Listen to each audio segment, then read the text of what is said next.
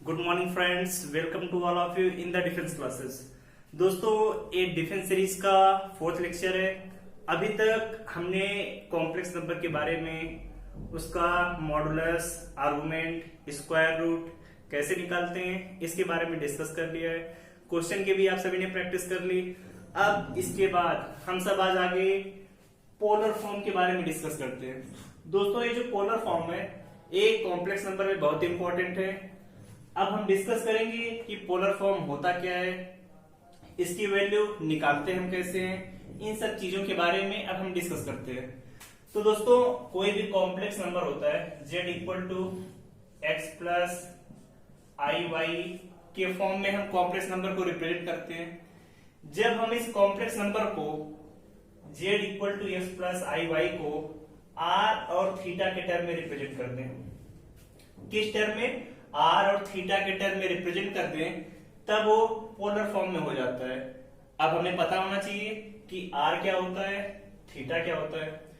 इससे पहले जब हमने मॉडुलस एंड आर्गुमेंट पढ़ा था तब हमने आपको बताया था कि r किसी भी कॉम्प्लेक्स नंबर का क्या होता है, मॉडुलस, जिसकी वैल्यू होती है हमेशा under root x square plus y square. Theta होता है उसका आर्गुमेंट, जिसकी वैल्यू हम निकालते हैं theta equal to tan inverse y by x करके। यही बताया था हमने, जहां पर r क्या है, मॉडुलस, और थीटा क्या होता है, आर्गुमेंट।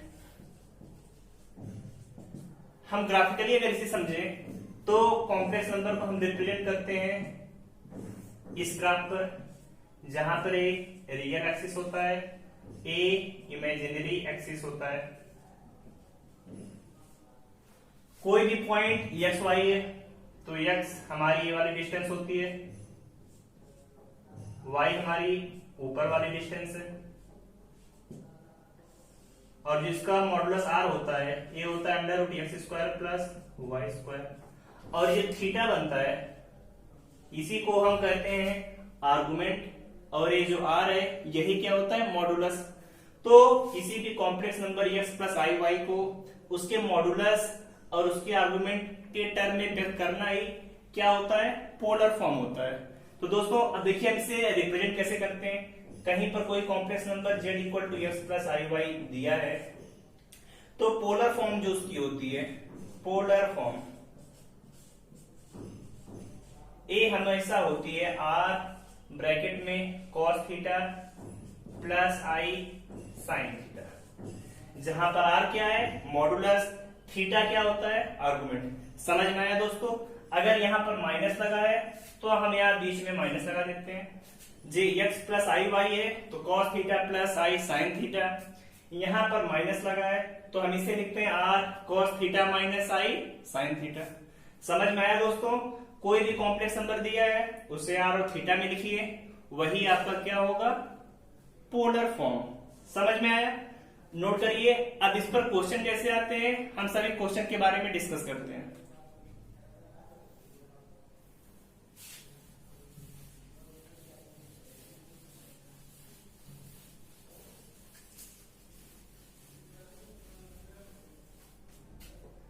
अब दोस्तों एक क्वेश्चन लेते हैं। कोई कॉम्प्लेक्स नंबर है z इक्वल टू 1 प्लस आई, कहा जा रहा है इसे पोलर फॉर्म में लिखिए।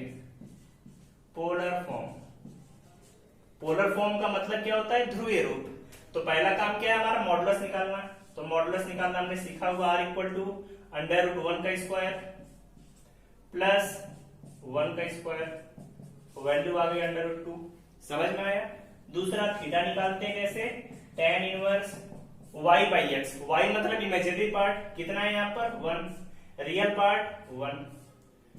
अब tan के किस एंगल की वैल्यू 1 होती है, तो सभी को पता है tan 45 की वैल्यू 1 होती है। तो हमारा पोलर फॉर्म आ गया, polar form equal to r under root 2 cos theta plus i sine pi by 4। ये आ गया आपका पोलर फॉर्म। तो दोस्तों समझ में आया कैसे लिखना है। पहले अगर कोई भी कॉम्प्लेक्स नंबर है तो पहला उसका मॉडुलस निकालिए, फिर उसका आर्गुमेंट निकालिए, फिर उसी चीज को हम लिखते हैं r cos theta plus i sine theta के फॉर्म में, वही आपका आंसर होगा। तो नोट करिए। अगला क्वेश्चन आप सभी को देते हैं। जो दूसरा क्वेश्चन है इसका, अगर कोई कॉम्प्लेक्स नंबर है -1 -√3i, कहा जा रहा है इसे पोलर फॉर्म में लिखिए। किस फॉर्म में? पोलर फॉर्म में। तो वही आप सेम तरीके से फिर करेंगे। पहले क्या निकालेंगे? इसका मॉडुलस आर। आर कैसे निकालते हैं? रियल का स्क्वायर इमेजिनरी का स्क्वायर। तो रियल -1 है, इमेजिनरी पार्ट -√3 स्क्वायर। 1 का स्क्वायर करने पर 1, √3 का स्क्वायर करने पर 3, तो 3 1 4, वैल्यू कितनी आ गई आपकी? 2 के इक्वल। फिर निकालते हैं थीटा आर्गुमेंट। अब दोस्तों थीटा निकालने के लिए हमने तरीका आपको क्या बताया था? आर्गुमेंट निकालने के लिए पहले से पहचानते हैं किस क्वाड्रेंट में है। तो दोनों माइनस में है, क्वाड्रेंट किस में आएगा? तीसरे में। और तीसरे में एंगल हमेशा होता है pi plus theta, pi plus tan inverse y/x, y √3/1। अब पता है tan के किस एंगल की वैल्यू √3 होती है? तो आप सभी को पता है tan 60 की वैल्यू √3 होती है। तो आपका आएगा पाई प्लस पाई/3, सॉल्व करने पर 4पाई/3। आर पता है, थीटा पता है, तो पोलर फॉर्म क्या हो जाएगा? पोलर फॉर्म ये होगी r cos theta plus i sine theta. R की वैल्यू 2 है, कॉस 4पाई/3 प्लस आई साइन 4पाई/3। वैल्यू निकाल लेंगे सभी। तो इसी तरीके से कोई भी क्वेश्चन आए, अगर आपसे पोलर फॉर्म में पूछा जा रहा है, तो पहला उसको मॉड्यूल निकालिए, सेकेंड थीटा निकालिए, फिर आ जाएगा आपका आंसर। तो नोट करिए सभी। आगे कुछ और क्वेश्चन को हम डिस्कस करते हैं इसमें।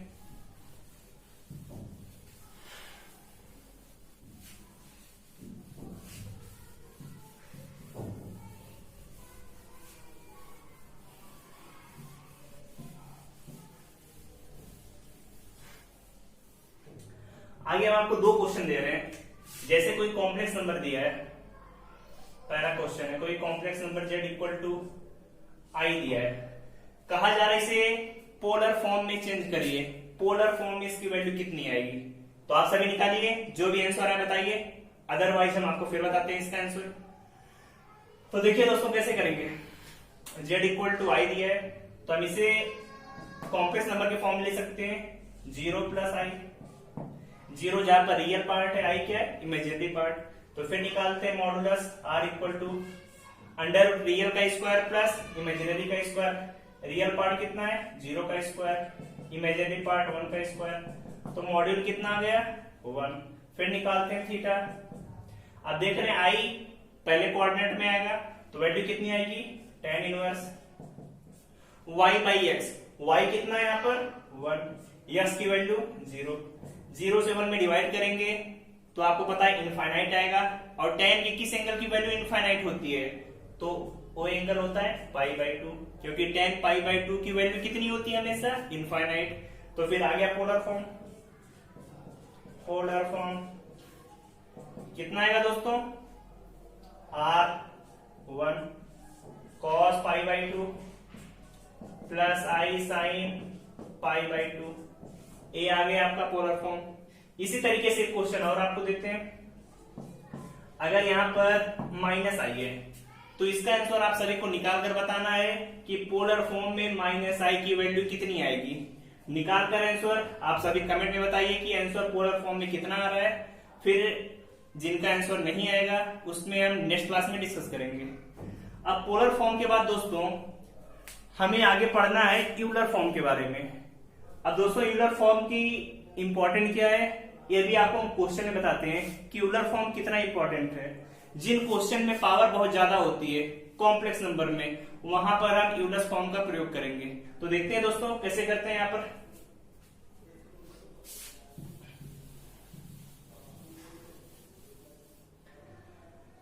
अब आप सभी हेडिंग डालिए यूलर फॉर्म। यूलर फॉर्म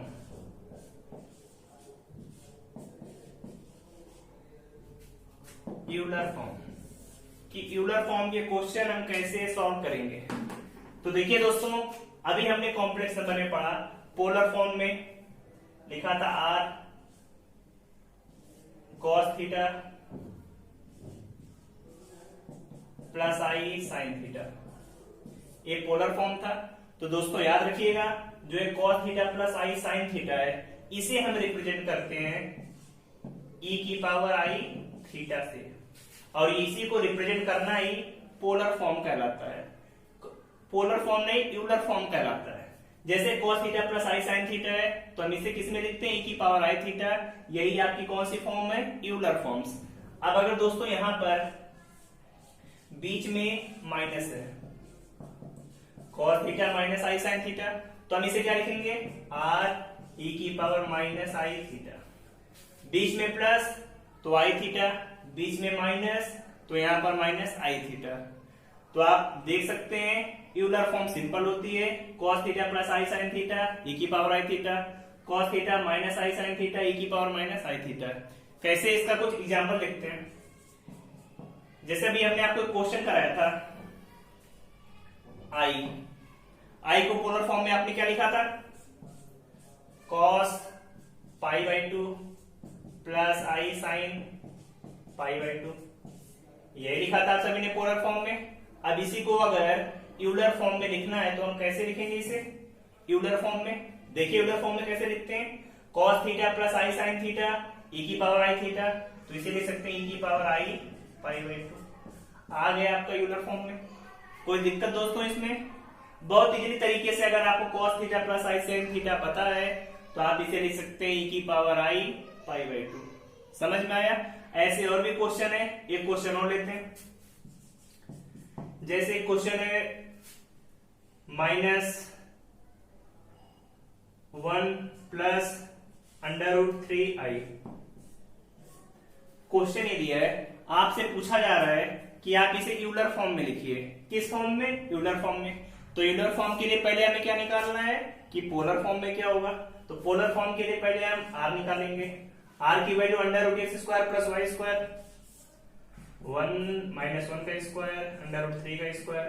तो आप सभी को पता है वैल्यू कितनी आ गई, 2। सेकेंड नंबर पे निकालते हैं थीटा tan इनवर्स। अब देखिए दोस्तों, जब कभी थीटा निकालते हैं तो उसके लिए हमें पहले क्या पता होना चाहिए कि इसका आर्गुमेंट कितना है। एक किस क्वाड्रेंट में आ रहा है, तो हमें पता है कि ये सेकेंड क्वाड्रेंट में, x वाला माइनस y प्लस में सेकेंड में, और सेकेंड में वैल्यू एंगल कितना होता है हमेशा, पाई माइनस थीटा। तो pi minus tan inverse √3/1। tan की किस एंगल की वैल्यू √3 होती है, तो आप सभी को पता है पाई बाई 3 की वैल्यू। तो यहां से एंगल आ गया आपका कितना, 2 पाई बाई 3, यही आएगा। r पता है, थीटा पता है, तो पोलर फॉर्म क्या हो गई, पोलर फॉर्म r2 ब्रैकेट में cos 2 pi by 3 plus i sin 2 pi by 3। कोई दिक्कत दोस्तों? अब आपको पोलर फॉर्म में पता है, यूलर फॉर्म में इसे कैसे लिखेंगे, 2 e की पावर i 2 पाई बाई 3। यही तो लिखा है यहाँ पर cos theta plus i sin theta की वैल्यू e की पावर i थीटा। आ गया आपका आंसर। तो इसी तरीके से आप यूलर फॉर्म में कोई भी क्वेश्चन दिया है बहुत इजी तरीके से निकाल सकते हैं। समझ में आया दोस्तों? अब आगे डिस्कस करते हैं। नोट करिए आप सभी से।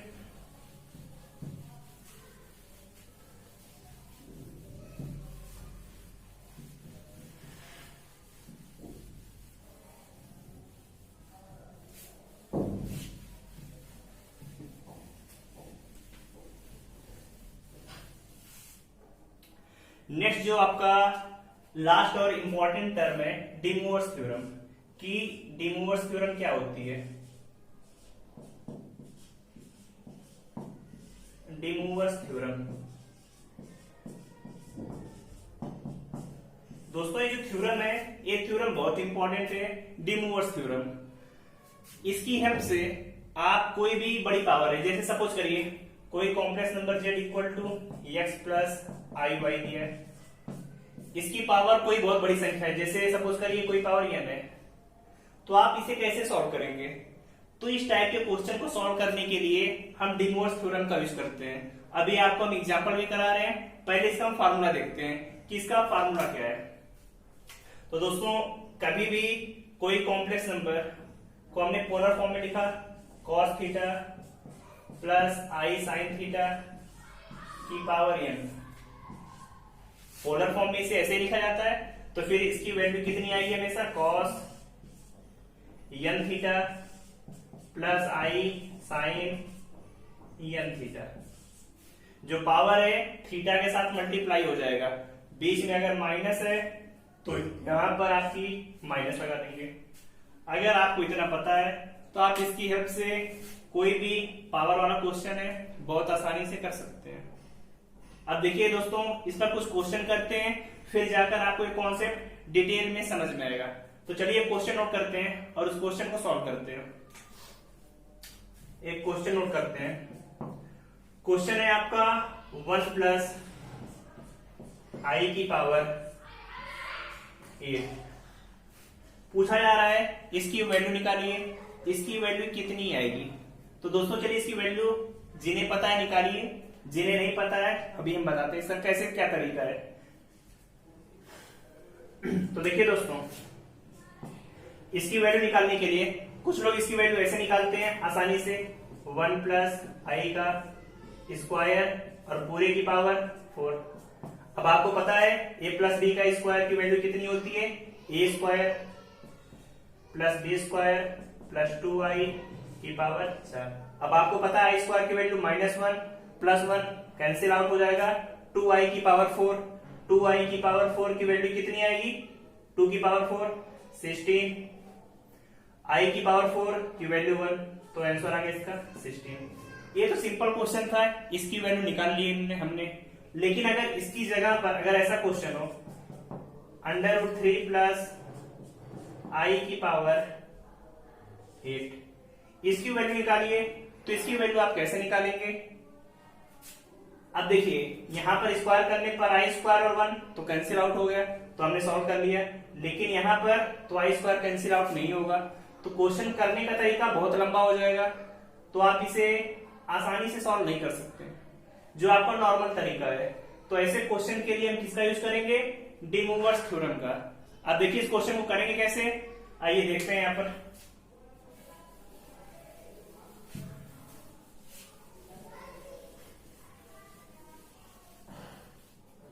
क्वेश्चन क्या आपका, √3 प्लस आई की पावर 8, यही क्वेश्चन है आपका। इसकी वैल्यू आपको निकालनी है, तो पहला काम हम क्या करेंगे, इसे पोलर फॉर्म में लिखते हैं। पहले r की वैल्यू निकालेंगे, r की वैल्यू कितनी है, √x square plus y square, r की वैल्यू 2 आ जाएगी। थीटा निकालते हैं, पहले क्वाड्रेंट में tan इनवर्स y/x 1/√3, tan की किस एंगल की वैल्यू 1/√3 होती है, तो सभी को पता है tan 30 की वैल्यू 1/√3 होती है। r और थीटा पता है आपको, तो पोलर फॉर्म में आ गया। पोलर फॉर्म में क्या इसे लिखेंगे, r cos थीटा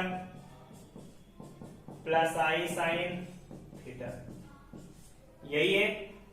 आपने पोलर फॉर्म √3 प्लस आई को पोलर फॉर्म में लिख दिया।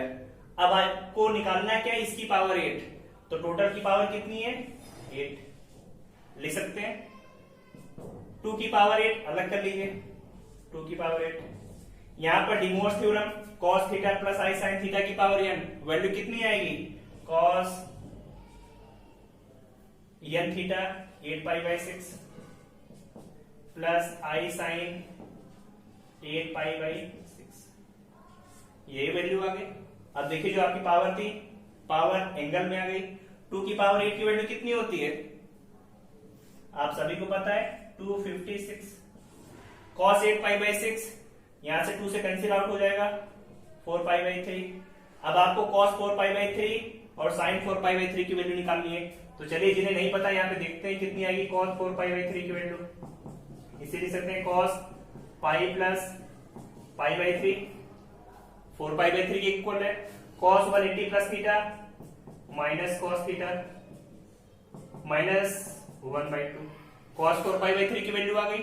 इसी तरीके से आप sin 4π/3 की वैल्यू निकालिए, इसकी वैल्यू आएगी sin pi plus π/3। Sine 180 plus theta minus sine theta, तो वैल्यू आ गई माइनस साइन पाई बाई 3। और साइन 60 की वैल्यू कितनी होती है? Minus root 3 by. समझ में आया? अब यहाँ पे आप क्या लिख सकते हैं? cos 4 पाई बाई 3 के प्लेस पे माइनस 1/2 प्लस आई, और साइन 4 पाई बाई 3 की वैल्यू माइनस रूट 3/2, तो यहाँ पे कितना? Minus root 3/2। समझ में आया? अब देखिए माइनस यहाँ पर आ जाएगा, दो नीचे कॉमन है तो कॉमन लेके डिवाइड कर देंगे 256 में, तो कितना आएगा? 128 ब्रैकेट में -1 माइनस रूट 3 आई। आ गया आपका आंसर। तो जहां कहीं पर भी पावर बहुत बड़ी हो तो वहां पर हम किसका यूज करेंगे? डी मूवर्स थ्योरम का। डी मूवर्स थ्योरम की हेल्प से आप क्वेश्चन का आंसर बहुत आसानी से निकाल सकते हैं। तो दोस्तों चलिए अगला क्वेश्चन नोट करते हैं, इसे आप सभी नोट करिए।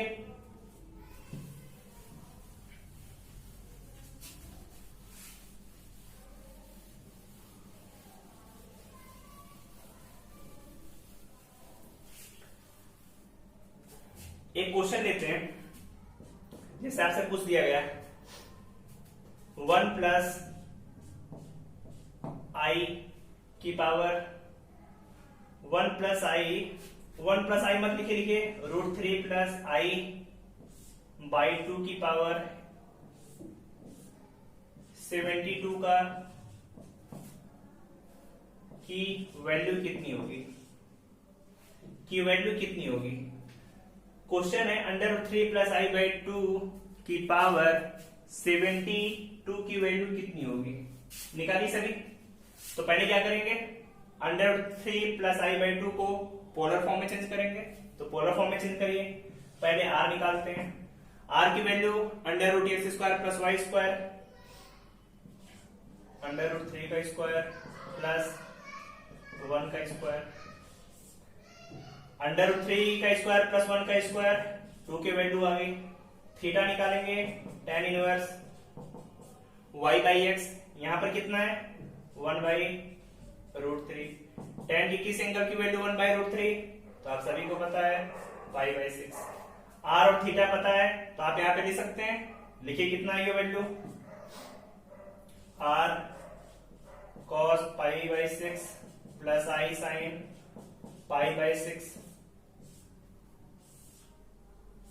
नीचे 2 है की पावर 72, तो 2 से तो 2 कैंसिल आउट हो जाएगा।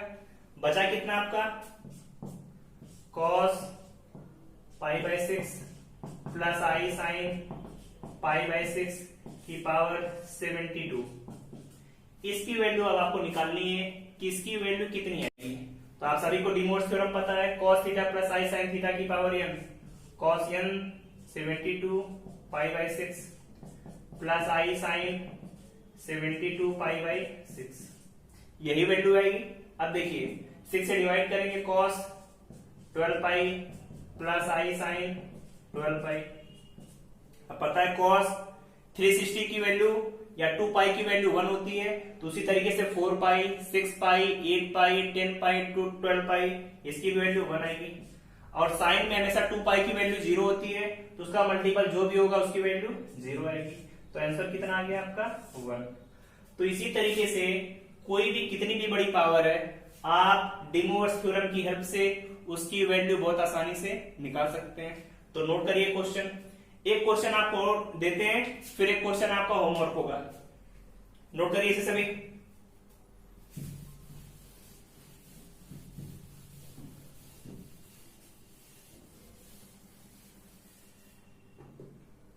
अब जैसे किसी क्वेश्चन में आपसे पूछ लिया कि आई की पावर आई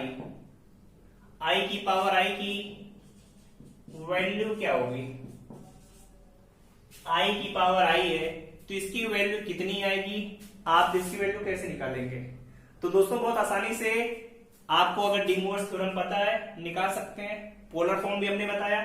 आई को क्या लिखते हैं? cos pi by 2 plus i sine pi by 2 लिख सकते हैं कि पावर आई है। फिर हमने यूलर फॉर्म में बताया था cos theta plus i sine theta, ई की पावर आई थीटा की पावर आई। पावर की पावर है तो पावर को मल्टीप्लाई करते हैं, ई की power I square pi by two. I square की वैल्यू पता है -1, तो आंसर आ गया आपका ई की power minus pi by two. ये आपका आंसर आ गया। निकाल लेंगे वैल्यू, आई की पावर आई की वैल्यू कितनी होती है, ई की power minus pi by two. इसी तरीके से आपको निकालना है होमवर्क में, आई की पावर 1/2 की वैल्यू कितनी होगी। थर्ड है आई की पावर -1/2 की वैल्यू कितनी है। ये दोनों क्वेश्चन हमने जब आपको स्क्वायर रूट निकालना बताया था वहां पर भी क्वेश्चन आपको कराए थे। उसी क्वेश्चन को आप डी मूवर्स थ्योरम की हेल्प से भी आसानी से कर सकते हैं। तो दोस्तों आज आपके 3 टॉपिक कंप्लीट हुए। पहला पोलर फॉर्म, दूसरा यूलर फॉर्म और तीसरा डी मूवर्स थ्योरम। अब इसके आगे हम नेक्स्ट क्लास में क्यूब रूट ऑफ यूनिटी, इकाई के घनमूल क्या होते हैं, उसकी वैल्यू कैसे निकालते हैं। जहां पर आपने टर्म सुना होगा ओमेगा, ओमेगा स्क्वायर, इसकी वैल्यू कैसे निकालते हैं, नेक्स्ट क्लास में हम सभी इसके बारे में डिस्कस करेंगे। तो दोस्तों आप सभी जितने भी क्वेश्चन आपको होमवर्क में दिए हैं प्रैक्टिस करते रहिए। प्लस आपके पास कोई भी बुक हो आप उसके सभी क्वेश्चन सॉल्व करिए। कोई भी डाउट हो तो आप कमेंट बॉक्स में लिखकर पूछ सकते हैं। और दोस्तों आप चैनल को लाइक करिए, शेयर करिए, सब्सक्राइब करिए। ऑल द बेस्ट दोस्तों, थैंक यू।